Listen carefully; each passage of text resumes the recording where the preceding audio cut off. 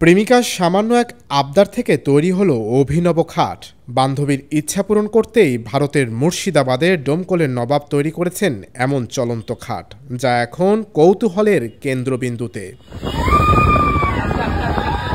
এক সন্ধ্যায় প্রেমিকা নদীর পাড়ে বসে প্রেমিককে বললেন, এখানে যদি খাট থাকতো তাহলে এখনই ঘুমিয়ে যেতাম।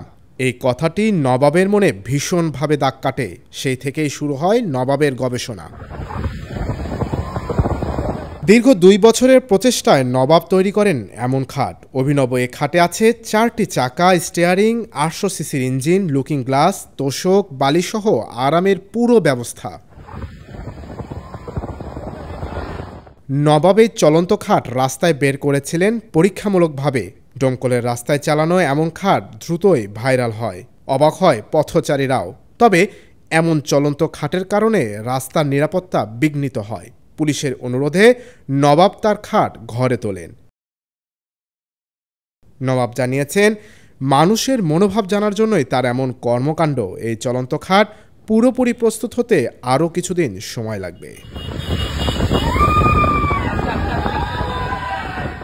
ইন্টারন্যাশনাল ডেস্ক, দৈনিক করতোয়া।